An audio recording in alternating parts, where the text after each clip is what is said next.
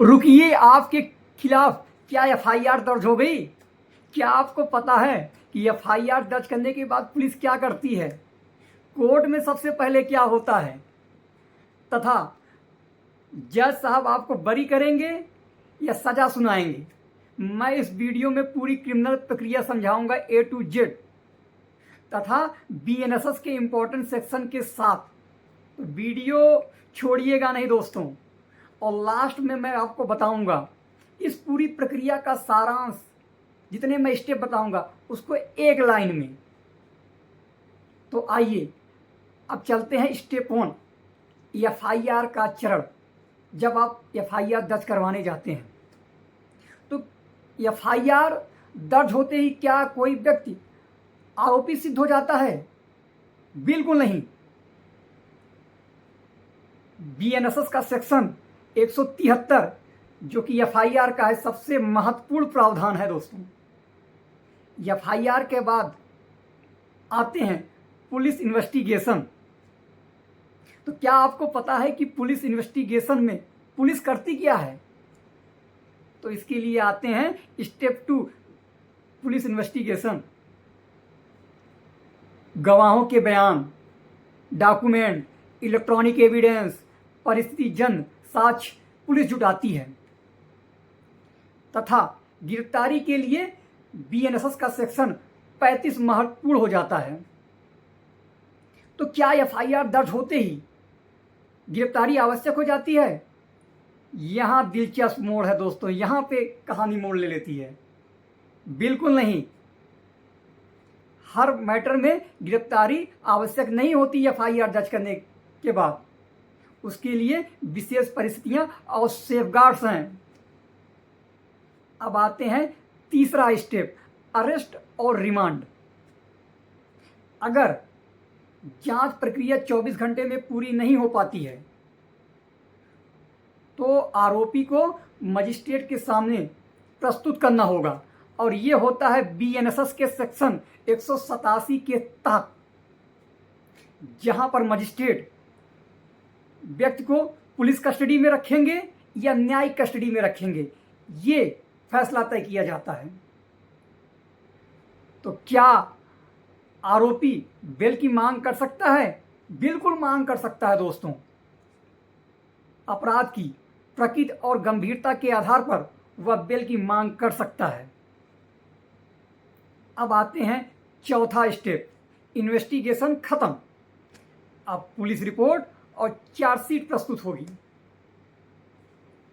Investigation खत्म होने के बाद पुलिस चार्जशीट कोर्ट में प्रस्तुत करती है बीएनएसएस के इंपॉर्टेंट सेक्शन 193 के तहत। तो क्या पुलिस अगर चार्जशीट प्रस्तुत कर दी तो क्या व्यक्ति दोषी हो गया? बिल्कुल नहीं, ट्रायल तो अभी शुरू होना है दोस्तों। इसके बाद अगला स्टेप आता है कोर्ट का कॉग्निजेंस लेना, कोर्ट का संज्ञान लेना, जो कि आता है बीएनएसएस के सेक्शन 210 के तहत कोर्ट संज्ञान लेती है, तथा बीएनएसएस के सेक्शन 230 के तहत आरोपी को डॉक्यूमेंट प्रोवाइड किए जाते हैं, वो भी निःशुल्क, ताकि वो अपनी तैयारी कर सके। तो क्या चरण यही चालू हो गया? नहीं, अभी पिक्चर बाकी है दोस्तों। अभी असली चरण तो ट्रायल का आना बाकी है। अब आते हैं अगले चरण में कि क्या आरोपी पर ट्रायल चलेगा या उसे बरी कर दिया जाएगा। अगर कोर्ट के पास पर्याप्त आधार बनते हैं सबूत के, तो उस पर सेशन ट्रायल के तहत, सेशन ट्रायल का मैटर है तो बीएनएसएस के सेक्शन 251 के तहत चार्ज फ्रेम हो जाएगा। अगर सबूत पर्याप्त आधार नहीं बनते हैं तो उसे डिस्चार्ज कर दिया जाएगा बीएनएसएस के सेक्शन 250 के तहत सेशन ट्रायल मैटर में। अब आते हैं जहां से असली कहानी शुरू होती है दोस्तों, सबसे इंपॉर्टेंट ट्रायल का प्रोसीजर। अब सेशन ट्रायल जैसे मामलों के लिए बीएनएसएस के सेक्शन 253 और 254 के तहत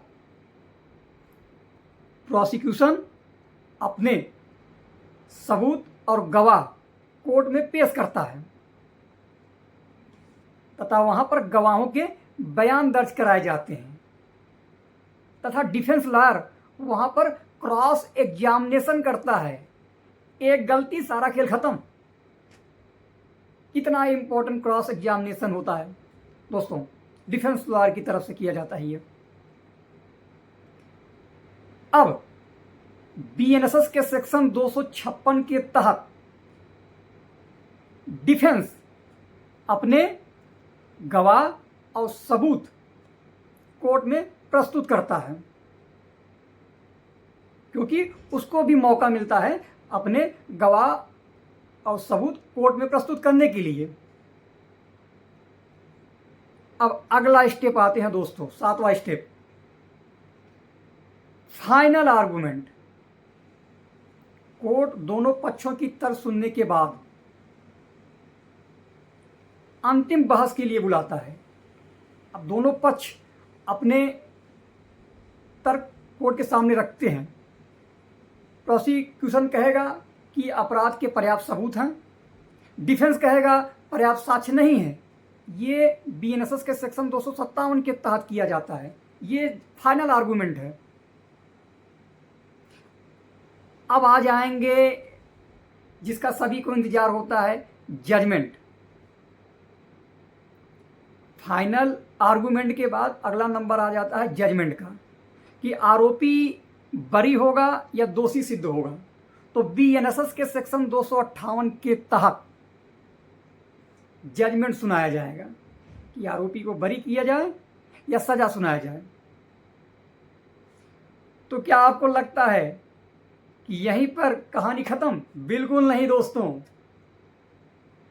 अगर अगले स्टेप में अगर कोई भी पार्टी फैसले से संतुष्ट नहीं है तो वो आगे कोर्ट में अपील कर सकती है, और ये अपील करने का अधिकार उसे मिलता है बीएनएसएस के सेक्शन चैप्टर 31 के तहत। तो एफआईआर केवल पहला चरण है, बाकी सारी कार्रवाई चालू होती है ट्रायल कोर्ट में। ट्रायल चालू होने के बाद एविडेंस, ये दोष सिद्ध होंगे कि बरी होंगे, ये सारी प्रक्रियाएं चालू हो जाती हैं कोर्ट में। अब जो मैंने कहा था कि मैं लास्ट में इस पूरे स्टेप को बताऊंगा एक लाइन के तहत, तो आप जान जाइए। पहला होगा एफआईआर, दूसरा होगा पुलिस इन्वेस्टिगेशन, तीसरा होगा अरेस्ट या रिमांड, चौथा चीज होगा पुलिस रिपोर्ट या चार्जशीट, पांचवा होगा चार्ज फ्रेमिंग या डिस्चार्ज। फिर अगला स्टेप होगा गवाहों के बयान, अगला क्रॉस एग्जामिनेशन, डिफेंस के बयान, अगला स्टेप फाइनल आर्गुमेंट, अंतिम बहस, अगला स्टेप जजमेंट, और सबसे लास्ट में आता है दोस्तों अपील। ये सारी प्रक्रियाएं थी जो मैंने आपको एक लाइन में बताई। तो अगर आपको लगता है कि मैं बेल पर वीडियो बनाऊं, कस्टडी कैसे की जाती है, एप्लीकेशन कैसे दिया जाता है, कैसे गिरफ्तारी की जाती है, किस किस सेक्शन में गिरफ्तारी की जाती है, अगर आप उन सभी वीडियो को देखना चाहते हैं दोस्तों, तो आप अभी चैनल को सब्सक्राइब करिए और लाइक करिए और कमेंट बॉक्स में बताइए जरूर दोस्तों कि आपको सेशन कैसे लगा और मैं किस टॉपिक पर दोबारा वीडियो बनाऊं, जो कि बेल, कस्टडी, गिरफ्तारी, एप्लीकेशन कैसे दिया जाएगा, एंटीसिपेटरी बेल कैसे मिलेगी, मैं सारे पर वीडियो बनाऊंगा। लेकिन इसके लिए चैनल को तुरंत अभी सब्सक्राइब कर कमेंट कर दीजिए और लाइक कर दीजिए। जय हिंद, जय भारत।